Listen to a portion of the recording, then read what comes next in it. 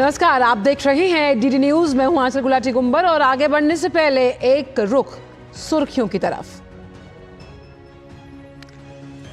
लोकसभा चुनाव के दूसरे चरण के लिए चुनाव प्रचार चरम पर। प्रधानमंत्री नरेंद्र मोदी आज राजस्थान के बांसवाड़ा और जालौर सिरोही में करेंगे चुनावी रैली।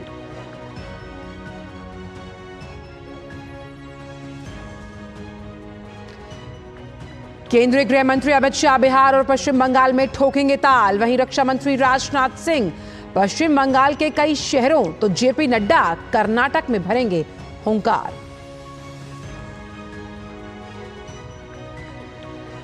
रांची में झारखंड मुक्ति मोर्चा की उलगुलान महारैली में जुटेंगे दिग्गज। मल्लिकार्जुन खड़गे, राहुल गांधी, तेजस्वी यादव, अखिलेश यादव और संजय सिंह सहित विपक्ष के बड़े नेताओं का होगा संबोधन।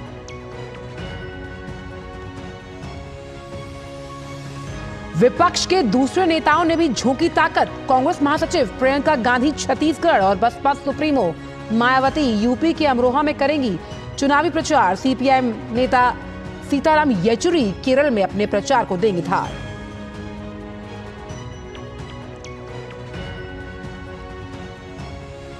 देश भर में आज मनाई जा रही है महावीर जयंती। प्रधानमंत्री नरेंद्र मोदी भारत मंडपम में भगवान महावीर के निर्वाण महोत्सव का करेंगे शुभारंभ।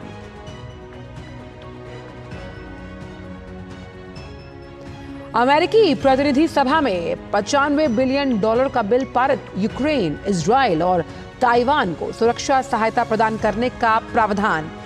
बिल सेनेट के पास भेजा गया।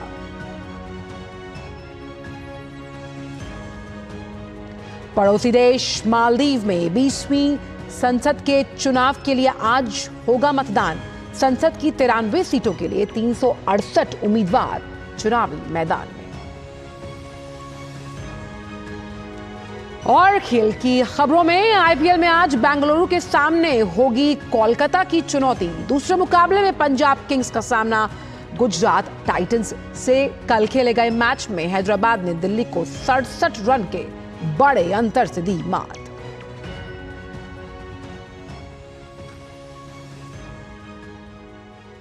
और खबरों में सबसे पहले बात करते हैं 24 की चुनौती से जुड़ी हुई।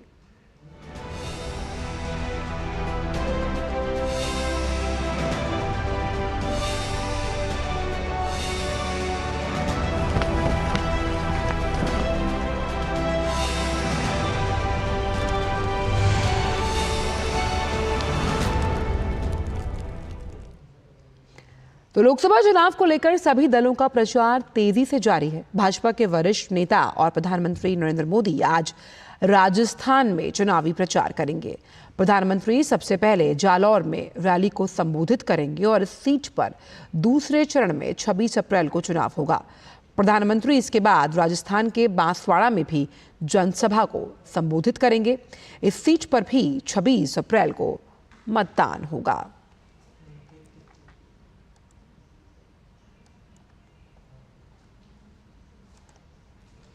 तो स्टार प्रचारकों की रैलियां ताबड़तोड़ जो हैं वो लगातार तमाम उन राज्यों में जारी हैं जहां पर इस दूसरे चरण में जल्द ही 26 अप्रैल को मतदान होना है। और बांसवाड़ा से ही जुड़ रहे हैं हमारे संवाददाता विशाल बैरिस्टो। विशाल, अगर देखा जाए तो पहले चरण में भी ताबड़तोड़ रैलियां राजस्थान में की गई थी और आज भी प्रधानमंत्री की 2 अहम रैलियां, एक जालौर और दूसरी बांसवाड़ा में है। किस तरह की तैयारी है इस चुनावी जनसभा को लेकर? आंचल, सबसे पहले आपको सुप्रभात। और मैं ये बता दूं कि प्रधानमंत्री की जो रैलियां होती है वो सिर्फ ऐसे नहीं होती है कि जाके उन्होंने पब्लिक मीटिंग कर ली, लेकिन उसके पीछे पूरी प्लानिंग होती है। और ये फर्क है बीजेपी और बाकी पार्टियों के अंदर। हम बात कर लेते हैं जालौर सीट की। जालौर पे क्यों कर रहे हैं प्रधानमंत्री रैली? क्योंकि जालौर से चुनाव लड़ रहे हैं कांग्रेस के टिकट पर वैभव गहलोत। वैभव गहलोत पूर्व मुख्यमंत्री अशोक गहलोत के बेटे हैं। पिछले चुनाव में उन्होंने बुरी तरह हार झेली थी गजेंद्र सिंह शेखावत के हाथों जोधपुर से। फिर उनका सीट बदली गई और अब उन्हें जालौर से टिकट दिया गया है। दूसरी जो जनसभा है वो प्रधानमंत्री कर रहे हैं बांसवाड़ा में। बांसवाड़ा ट्राइबल एरिया है और ये मध्य प्रदेश से लगता हुआ इलाका है। यहाँ पर जो सबसे बड़ा मुद्दा है वो ये कि जो बीजेपी कैंडिडेट है महेंद्रजीत सिंह मालवीय, वो पहले कांग्रेस में मंत्री रह चुके, काफी बार वो जीत चुके, लेकिन चुनाव से पहले उन्होंने कांग्रेस का हाथ झटक कर कमल को थाम लिया। लेकिन यहाँ पर भी ट्रायंगुलर कॉन्टेस्ट है, त्रिकोणीय मुकाबला है। कांग्रेस के कैंडिडेट को जब कहा गया कि आपको विड्रॉ करना है, आपको बाप को सपोर्ट करना है, बाप जो है वो भारत आदिवासी पार्टी जो यहाँ पर काफ़ी पॉपुलर है, उसके कैंडिडेट के फेवर में विड्रॉ कर रहे हैं। उन्होंने अपना नॉमिनेशन विड्रॉ नहीं किया। और बीएपी का कैंडिडेट है, कांग्रेस का कैंडिडेट है, कांग्रेस उसको सपोर्ट नहीं कर रही है। कांग्रेस का कहना है कि हमें बीएपी को सपोर्ट करना है। तो एक अजीब खिचड़ी है यहाँ पर और कांग्रेस काफ़ी कंफ्यूज नजर आ रही है। और महेंद्रजीत सिंह मालवीय जो है वो इस बात को लेकर आश्वस्त है कि जीत उन्हीं की होगी, क्योंकि कांग्रेस में कंफ्यूजन है। आंचल, विशाल, आदिवासी क्षेत्र की अगर बात की जाए तो बांसवाड़ा आदिवासी बहुल इलाका है और ऐसे में मालवीय को चुनावी मैदान में उतारकर बड़ा दांव बीजेपी ने खेला है। लेकिन जिस तरह से कांग्रेस की भी तैयारी है, कहीं ना कहीं खेल बिगाड़ने की कोशिश की जाएगी। ऐसे में जो प्रमुख मुद्दे हैं उस लिहाज से किस तरह जनता का मन आपने टटोला है? आंचल, जब हम बांसवाड़ा सीट की बात करते हैं तो ये जैसे आपने बताया कि एक रिजर्व सीट है, शेड्यूल ट्राइब की सीट है और तीनों ही कैंडिडेट्स शेड्यूल ट्राइब कैटेगरी के हैं, चाहे वो बीजेपी से हो महेंद्र सिंह जीत मालवीय और कांग्रेस से हो या फिर जो बीएपी पार्टी है वहाँ से हो। लेकिन जो सबसे बड़ा मुद्दा है वो ये है कि यहाँ पर पानी की कोई कमी नहीं है। पानी जो है काफ़ी भरपूर मात्रा में है। यहाँ पर राजस्थान के अन्य इलाकों में पानी की कमी होती है, लेकिन यहाँ नहीं है। यहाँ सबसे बड़ा मुद्दा है रेल का। रेल नेटवर्क यहाँ पर नहीं है। बांसवाड़ा इतना खूबसूरत इलाका है आंचल, और ख़ास तौर से मानसून के अंदर ये बिल्कुल हरा भरा हो जाता है। अब भी जब हम गर्मी में बात कर रहे हैं, पानी से लबालब भरा हुआ है और जगह जगह कमल खिल रहे हैं, बड़े दिखने में बड़ा खूबसूरत लगता है। और लेकिन बावजूद इसके कनेक्टिविटी का एक बड़ा इशू, अगर आपको बांसवाड़ा आना है तो आपको बाई रोड आना पड़ेगा उदयपुर से। ट्रेन नेटवर्क यहाँ पर नहीं है, तो ट्रेन का एक बड़ा इशू है। उसके अलावा वाटर सीपेज का भी बड़ा इशू है। जो कैनाल से पानी सप्लाई होता है, अबंडेंस ऑफ वाटर की वजह से सीपेज की प्रॉब्लम हो गई है। तो ये जो इश्यूज हैं वो इस चुनाव के अंदर अहम मुद्दा बने हुए हैं। लेकिन जहाँ तक आपने बात की ट्राइबल इशू की, तो तीनों ही पार्टीज ने अपने अपने कैंडिडेट जो खड़े किए हैं। और कांग्रेस ने तो अपने कैंडिडेट को विड्रॉ करने के लिए बोला नॉमिनेशन, लेकिन उन्होंने किया नहीं, फाइल कर दिया उन्होंने नॉमिनेशन। और ये एक ट्रायंगुलर कॉन्टेस्ट है ट्राइबल कैंडिडेट्स के बीच। बिल्कुल। और अगर बात किया जालौर की, तो वहां पर भी उन्नत किसान नेता और समाज सेवी के रूप में अपने प्रत्याशी को भाजपा ने उतारकर मुकाबला रोचक कर दिया है। तो राजस्थान में अगर बात की जाए दूसरे चरण में कई अहम ऐसी ये सीटें हैं जहां पर मतदान होना है। बहुत बहुत शुक्रिया विशाल आपका और इन तमाम मुद्दों को हमसे साझा करने के लिए। हम आगे भी आपसे अपडेट्स लेते रहेंगे, लेकिन वक्त एक छोटे से ब्रेक का है। आप देखते रहिए DD न्यूज़। दीदी नौकरी लग गई। अरे वाह, बधाई हो। तो अब तो ढेर सारी शॉपिंग। हाँ दी, नया मोबाइल। अरे रुको शहजादे, सैलरी से पहले खर्चे। इंस्टेंट लोन भी तो मिलता है। पहले बजट बनाना सीखो, फिर खर्च करो। पर दी, देखो, कमाई का एक हिस्सा हमेशा बचाना चाहिए, लेकिन पार्टी देने से नहीं बचोगे तुम। हाँ दी, पार्टी मेरी, बजट तुम्हारा। अच्छा। RBI कहता है, सही वित्तीय बर्ताव करे आपका बचाव। मैं क्या जी, सब जानते हैं, जहां दिखे मारियो, अपना समझ के खा लियो। स्वाद से सबको दीवाना कर दे, दीवाना कर दे। पता का चाय, गजब का स्वाद। शुक्ला बता रहा था आपके बाबूजी ने जायदाद का कुछ हिस्सा नौकर के नाम कर दिया। अब नौकर हर काम अपना घर समझ के करेगा। समरकूल, जो हर दिल करे कबूल। वेट हाँ ले ले फोटो, अपनी ही है, अपने ने ही बनाई और अपने ही वोटों से बनी है वंदे भारत। हाँ यार, किसने सोचा था हमारी ट्रेनों में रिवॉल्विंग सीट्स, विस्टा डोम्स होंगे, एयरपोर्ट जैसे escalators, lounges, food court railway station पर होंगे, शहर शहर मेट्रो और अब तो बुलेट ट्रेन भी आ रही है। और फिर भी पता है मोदी जी क्या कहते हैं कि ये तो बस ट्रेलर है। लाइफ इजी बना दी मोदी जी ने, और अब हम उनकी जीत इजी बनाएंगे। वर्ल्ड क्लास फैसिलिटीज की गारंटी मोदी की, मोदी जी को वोट देने की गारंटी हमारी। कमल का बटन दबाएं, भाजपा को जिताएं। ब्रेक के बाद सभी का स्वागत है। बढ़ते हैं आगे। लोकसभा चुनाव 2024 में प्रधानमंत्री नरेंद्र मोदी सबसे ज्यादा जो इस चीज पर जोर दे रहे हैं वो है मोदी की गारंटी। अपने 10 साल के कामकाज को लेकर वो जनता के बीच जा रहे हैं। प्रधानमंत्री ने एशिया नेट न्यूज को एक साक्षात्कार में ये कहा है कि 2014 उम्मीद का कालखंड था जो 2019 में विश्वास में तब्दील हुआ। उन्होंने कहा कि इस बार जनता के पास मैं गारंटी लेकर गया हूं। जबकि मेरे पर एक आरोप था, इस आदमी को हिंदुस्तान का क्या पता है, इस आदमी को दुनिया का क्या पता है। ये सारे नकारात्मक मुद्दे होने के बावजूद भी लोगों ने हमें सेवा करने का अवसर दिया है। और मैं कह सकता हूं कि 2014 वो उम्मीद का कालखंड था। 2014 में उम्मीद का वातावरण था। 2019 में ये एक प्रकार से विश्वास में पलट गया। और आज जब मैं 2024 में देशवासियों के पास गया हूं तो मेरा 13-14 साल का एक राज्य के मुख्यमंत्री नाते अनुभव, 10 साल का प्रधानमंत्री के नाते अनुभव और इसमें किए हुए कामों के आधार पर मैं कह सकता हूं कि मैं इस बार गारंटी लेके गया हूं। 2024 ये चुनाव मोदी नहीं लड़ रहा है, बीजेपी नहीं लड़ रही है, देश की जनता का इनिशिएटिव है। देश की जनता 10 साल के अनुभव के आधार पर निर्णय कर चुकी है और इसलिए ये चुनाव का उस अर्थ में अत्यंत महत्व है।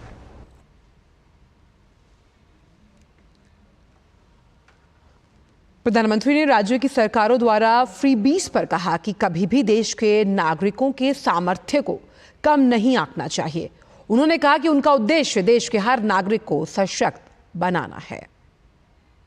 निराशा की गर्त में डूबे हुए राजनीतिक दल हाथ पैर मारने का प्रयास कर रहे हैं। मैं मेरी बात बताता हूं। देखिए, मुझे लंबे अरसे तक गुजरात में एक मुख्यमंत्री के नाते काम करने का अवसर मिला है और 10 साल से मुझे प्रधानमंत्री के रूप में लोगों ने काम करने का मौका दिया है। मेरा पास इतना लंबा अनुभव है और मेरा अनुभव है कि हमने कभी भी हमारे देश के नागरिकों के सामर्थ्य को कम नहीं आंकना चाहिए। मैंने एक बार लाल किले से कहा कि भाई जो अफोर्ड कर सकते हो गैस की सब्सिडी छोड़ दें। इस देश में 1 करोड़ से ज्यादा लोग आए जिन्होंने गैस की सब्सिडी छोड़ दी। हम कम से कम उनको कम न आके, अब देखिए कोविड के समय मैंने पार्लियामेंट में रिक्वेस्ट की सांसदों को कि भाई आपकी सैलरी छोड़ दीजिए। मेरे देश के सांसदों को कभी कभी लोग कान पकड़ते हैं कि तुम अपना तनख्वाह बढ़ा दो। मेरे देश के सांसदों ने अपनी सैलरी छोड़ दी थी। ये सारी चीजें हैं जो प्रेरणा देती हैं।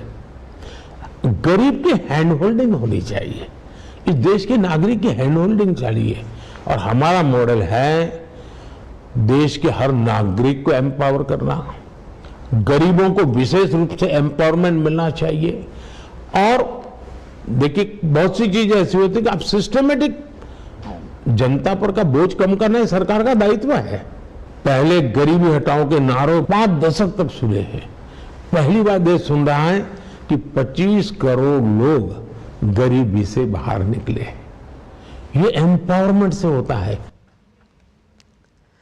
लोकसभा चुनाव 2024 के मद्देनजर भाजपा का धुआंधार चुनावी प्रचार अभियान जारी है। केंद्रीय गृह मंत्री और भाजपा के स्टार प्रचारक अमित शाह आज पश्चिम बंगाल, बिहार और असम के चुनावी दौरे पर रहेंगे। अमित शाह आज के अपने चुनावी कार्यक्रम की शुरुआत सबसे पहले पश्चिम बंगाल से करेंगे, जहां वह दार्जिलिंग लोकसभा क्षेत्र से भाजपा प्रत्याशी राजू बिष्ट के समर्थन में एक चुनावी जनसभा को संबोधित करेंगे। इसके बाद शाह दोपहर में बिहार के कटिहार लोकसभा क्षेत्र से एनडीए प्रत्याशी के पक्ष में एक चुनावी जनसभा को संबोधित करेंगे। शाम को अमित शाह असम के सिलचर में रोड शो करने वाले हैं। और इसी बड़ी खबर पर बात करने के लिए हमारे सहयोगी राजेश राज कटिहार से जुड़ रहे हैं। राजेश, अगर हम चुनावी दौरों की बात करें तो सीमांचल पर खासा फोकस है एनडीए का, और आज कटिहार में हुंकार भरते हुए नजर आएंगे गृह मंत्री अमित शाह।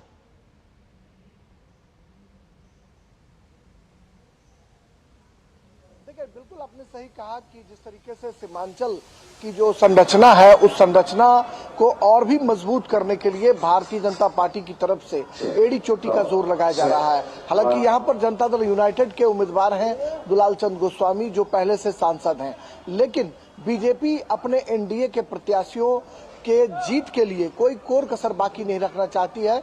लिहाजा जो गृह मंत्री अमित शाह की रैली यहां पर दोपहर बाद होनी है वो जेडीयू के प्रत्याशी दुलाल चंद गोस्वामी के लिए होनी है। हालांकि दुलाल चंद गोस्वामी पहले भारतीय जनता पार्टी में हुआ करते थे 2019 से पहले, और यह सीट जेडीयू के कोटे में चली गई थी। बीजेपी ने अपना उम्मीदवार देकर दुलाल चंद गोस्वामी को पिछली बार 2019 में जिताया था। बगल की सीट है पूर्णिया, जो पूर्णिया पर भी रोचक लड़ाई है, जहां से जन अधिकार पार्टी के संरक्षक जिनका विलय कांग्रेस में हो गया पूर्णिया में, पप्पू यादव, वो चुनाव मैदान में डटे हुए हैं। संतोष कुशवाहा जेडीयू से हैं, बीमा भारती को आरजेडी ने चुनाव मैदान में उतारा है। आज तेजस्वी यादव की सभा भी पूर्णिया में होनी है, पूर्णिया में वो आज स्टे कर रहे हैं। तो महागठबंधन की तरफ से भी एड़ी चोटी का जोर लगाया जा रहा है। कल राहुल गांधी जो है भागलपुर में थे और तेजस्वी यादव ने उनके साथ मंच साझा करने का काम किया। तो महागठबंधन और एनडीए दोनों की तरफ से एड़ी चोटी का जोर लगाया जा रहा है। प्रधानमंत्री नरेंद्र मोदी की रैली भी ये उम्मीद की जा रही है कि आने वाले दिनों में सीमांचल के इलाकों में और भी होनी है। पिछले दिनों पूर्णिया में प्रधानमंत्री की रैली एक हो चुकी है और ये दूसरे चरण में आंचल 26 अप्रैल को यहाँ पर मतदान का काम होना है और उसके बाद 7 मई को जो बाकी बचे हुए हिस्से हैं अररिया, मधेपुरा, सहरसा, इन सब जगहों पर 7 मई को मतदान होगा। तो अभी पूरा जो यह सीमांचल और कोसी का इलाका है ये महासमर में तब्दील हो चुका है। दोनों पार्टियों की तरफ से एड़ी चोटी का जोर लगाया जा रहा है। आज देखना होगा कि गृह मंत्री अमित शाह जब कटिहार में आएंगे और यहाँ से हुंकार भरने की कोशिश करेंगे तो क्या कुछ वो बोलते हैं, क्या कुछ वो कहते हैं, इस पर तमाम लोगों की नजरें। और पहली बार ऐसा भी सुनने में आ रहा है। जी राजेश, और दोनों जो गठबंधन है वो एड़ी चोटी का दम। बिल्कुल, और साफ तौर पर नीतीश कुमार के साथ मंच भी साझा करेंगे, खास तौर पर ये बताने के लिए कि जेडीयू और एनडीयू में सब कुछ ठीक ठाक है। बहुत बहुत शुक्रिया राजेश इन तमाम जानकारियों को हमसे साझा करने के लिए।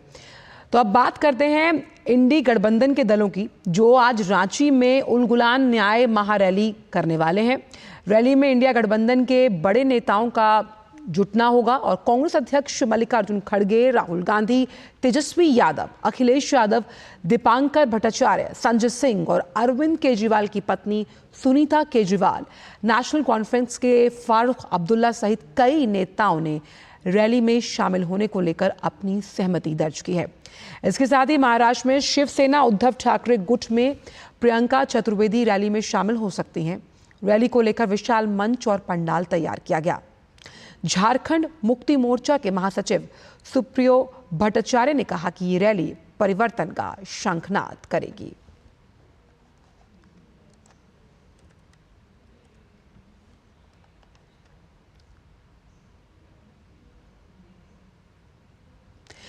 झारखंड के रांची में इंडी गठबंधन के दलों के उलगुलान न्याय महारैली पर भाजपा नेता प्रतुल शाहदेव ने निशाना साधते हुए कहा कि ये भ्रष्टाचारियों का जुटने का एक मंच है।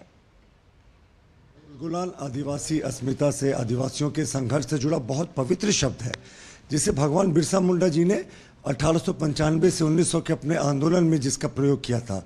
और ये तो भ्रष्टाचारियों का, टुकड़े टुकड़े गैंग का, परिवारवादियों का महाजुटान है। इसे उलगुलान कहना बिल्कुल उचित नहीं है। और फिलहाल 24 की चुनौती में बस इतना ही।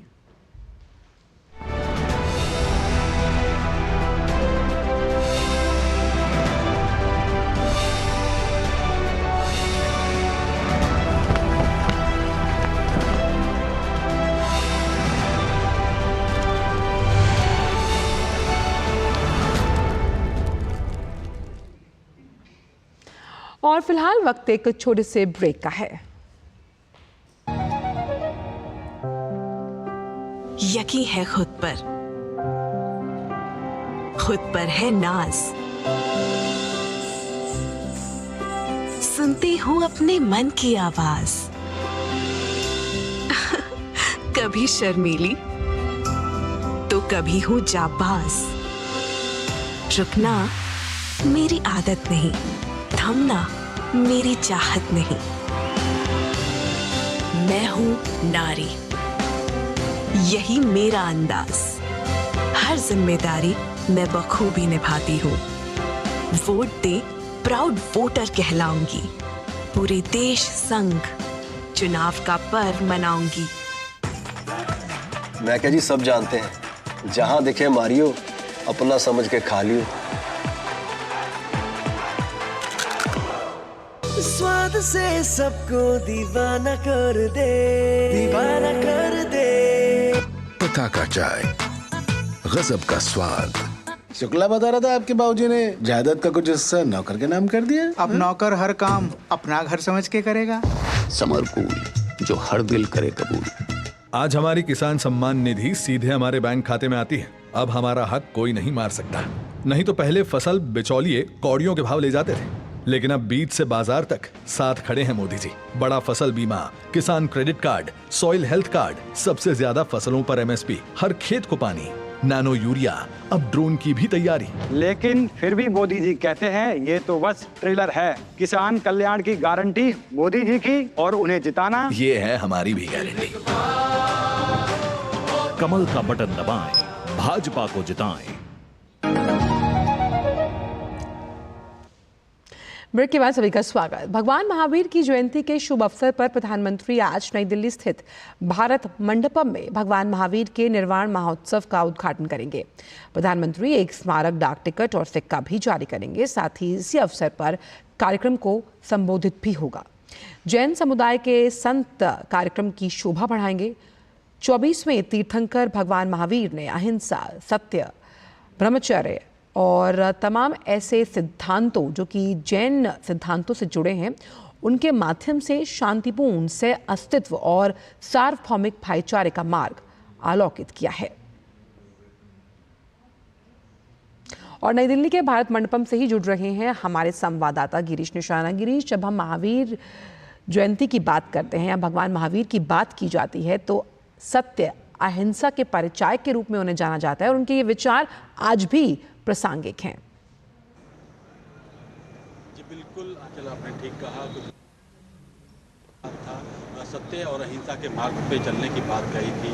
उन्होंने जियो और जीने दो की बात कही थी। और आज भगवान महावीर का 2550 निर्वाण महोत्सव आयोजित किया जा रहा है। और इस समय मैं मौजूद हूँ दिल्ली के भारत मंडपम में, जहाँ पे कुछ देर बाद प्रधानमंत्री नरेंद्र मोदी यहाँ पर पहुँचेंगे। और यहाँ पर खास तौर पर देश भर के अलग अलग हिस्सों से जैन मुनि आए हुए हैं, जैन समाज के लोग यहाँ पर पहुँचे हुए हैं। काफ़ी संख्या में यहाँ पर इस निर्वाण महोत्सव में लोगों की भारी खरीदारी हो रही है। और प्रधानमंत्री नरेंद्र मोदी भी कुछ देर बाद यहाँ पर पहुँचेंगे और यहाँ पर खास तौर पर जैन समाज को संबोधित करेंगे। और इसके अलावा प्रधानमंत्री नरेंद्र मोदी आंचल एक डाक टिकट भी जारी करेंगे और एक 100 रुपये का सिक्का भी जारी करने की बात कही गई है। तो आज का दिन जैन समुदाय के लिए न केवल पूरे देश के लिए बहुत महत्व रखता है, क्योंकि भगवान महावीर ने जो अपने संदेश दिए थे सत्य और अहिंसा के मार्ग पर चलने की उन्होंने बात कही थी, उन्होंने जियो और जीने दो की बात कही थी, तो वो सभी आज भी उतनी ही प्रासंगिक हैं जितनी 2550